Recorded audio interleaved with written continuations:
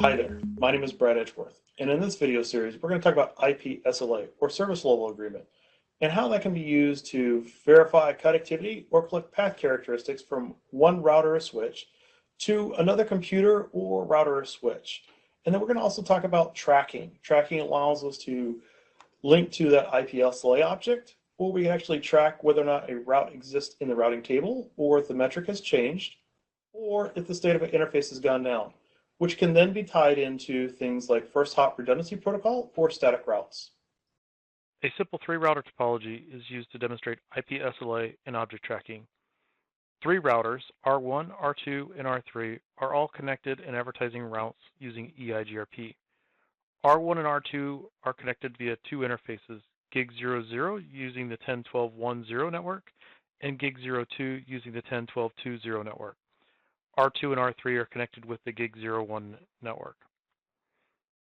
And on R3, we're advertising two loopback interfaces, loopback 10 with the 192.168.33, and then on loopback 20, 192.168.33.33.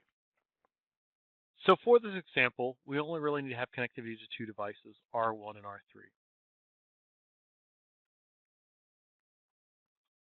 And on R3, we'll just do a quick check to make sure our loopback addresses are up in line, which loopback 10 is an up state, as well as loopback 20 is an up state.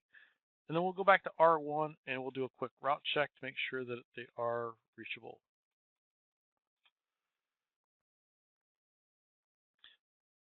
IPLSLA is a great tool because it allows us to verify connectivity from the device we configured onto to the destination device.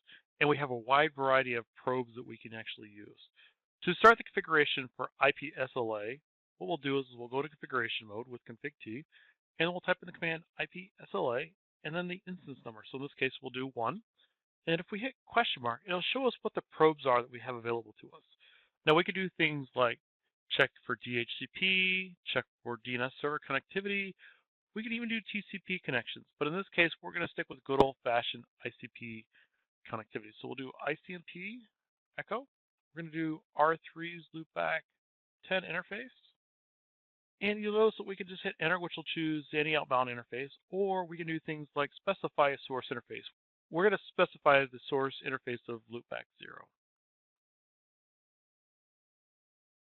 And then we'll actually want to go back into the raw configuration mode to schedule it. So we'll use the command IPSLA schedule, and then we'll reference the instance number, and then we'll choose when do we actually want it to start. And you'll see that we have a wide variety of times that we can choose. We're just going to do now. And then how often do we want this to happen? And we'll just choose reoccurring so that it recurs every day. And this will start the actual IPSLA probe. To see what the output of it, the IPSLA probe is we'll look at the command with a show IPSLA statistics. And when we look at this command, we can see when it actually started, and we can also see the number of successes as well as the number of failures.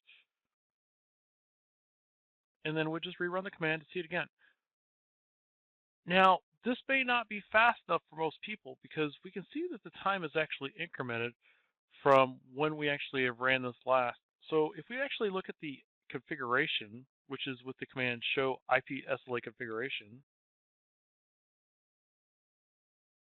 we can see things like what is the actual timeout we're looking for, what is the target address that we're trying to reach. We can also see the operation frequency, which in this case is 60 seconds.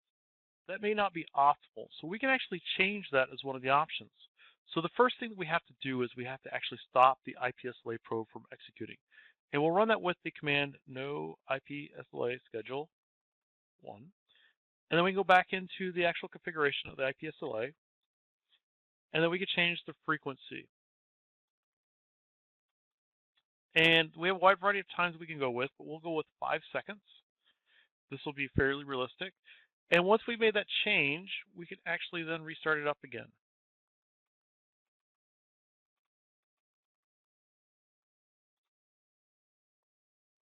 So now that it's started up for us, we can just check these statistics. And so we can see that now, in a short amount of time, we've actually run that probe 3 times. So how do we verify it? So on R3, what we can do is we can log in, go into loopback 10, and we can shut it down. And the probe is running every 5 seconds. So now the probe has actually shut down that loopback interface on R3. And so now that we've actually shut down loopback 10 on R3, we should see this. So if we go back to R1 and look at the SLA statistics, we will see that it has timed out because it is no longer reachable. We've had 5 successes and 2 failures. Now the one thing to note is we actually haven't seen any form of a syslog message. And the reason for that is because IPSLA does not generate a syslog message. We can provide tracked objects to generate that syslog message for us. And so the command syntax for a tracked object is simply track, and give it an instance number of track1.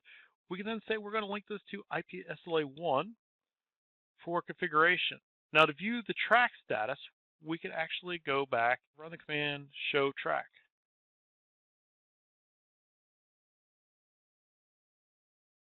Which we can say that the IPLSA state is down and it shows us the last time it's done. So how do we actually verify that? We'll go back to R3 and we'll put that loopback 10 interface into a no-shut state. And it does take about 5 to 6, 7 seconds from when it actually came up for the actual IPSLA probe to rerun, because we've set it for every 5 seconds. And once the probe returns a positive status, then tracking is enabled. So now as we no-shut or shut that reachability, the track state will bring a syslog message towards us. Going through the process of creating an IP SLA and then tying it to a tracking may be too much when we just need to verify to see if a route exists in the routing table. That can be solved by just doing a tracked object based off of the route in the routing table itself. The way we do that is we just define a tracked instance. So we'll do track2. And then within this, what we can do is we can say we want to verify that we have reachability to an IP route, and we can specify what that route is. So in this case, we'll do 3333/32, and we can actually track to see whether it's based off of a metric or if it's reachability. In this case, we'll just choose reachability. Okay. And we can look at the configuration with a do show track and specify an instance. So on R3, what we can do is we can actually go to loopback 20 and shut that down. So what that will do is on R3, that will go through the process of shutting down the interface, then removing from EIGRP. There is that route advertisement that goes to R1, at which point R1 will remove that route from its routing table. Okay. So now what we'll go through is we'll just go ahead and restore the environment.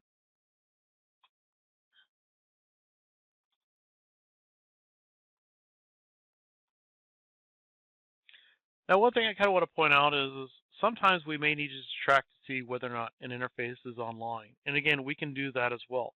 So the way we would do that is we'd issue track. We'll define an instance. So in this case, we'll do track3. And then we can actually just choose to see what the interface data is. So we'll choose the R1 second link to R2, which is the 10.12.2 network, and which is gig02. And we'll just check it to the line protocol state. And then the way we can test it is we'll just go to gig02 and we'll shut that interface down. At which point you can see that we've actually shut the interface down. In addition to seeing EIGRP, the first thing out of the gate is track3 goes into a shut state. And now it comes back online.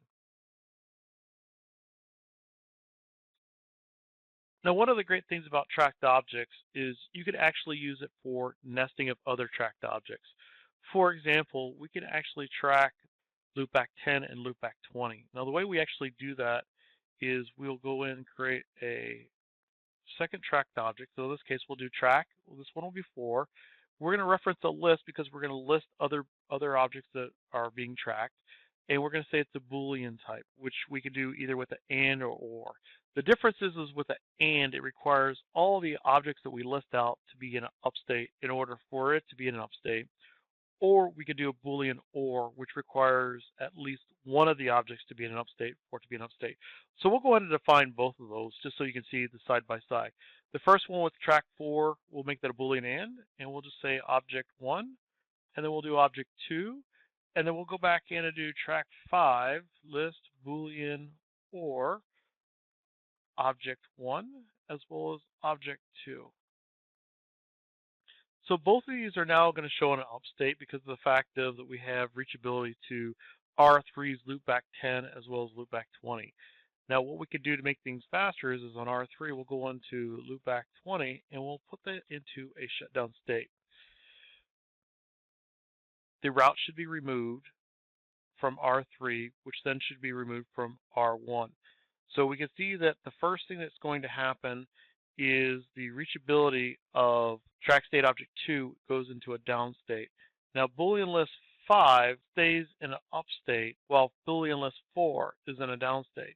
And to get a little bit more granularity on that, we could just do a command do show track 4 as well as one for do track 5. And that should add a little bit more clarity. So we can see that we have one object up and as well as object 2 is down, but it is down because it's a Boolean and, whereas on tracked object 5 it's a Boolean or, and one of those objects is up. And so that gives us the up state. And let me just go ahead and restore the environment real quick. Now once we have tracked objects, we can tie that to things like first hop redundancy protocols like HSRP, VRRP, GLVP, things of that nature, or we could even use it for things like configuring a basic static route, making it conditional for installation of the RIB. And so I'll just go through a quick example of what that is. So on R1, I could do a quick IP route to 22, 22, 22, 22, and we'll just make it a /32 for simplicity. We'll point it at null 0, and then we can actually make it conditional on the tracked object number 2.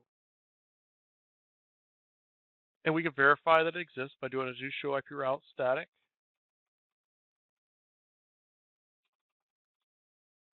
And we can see the route exists. Now if we go back to R3, tracked object 2 is on the loopback 20. So if we go back to loopback 20 and we shut that interface down, tracked object 2 should go into a down state, which then should trigger the static route to be removed, which we can verify.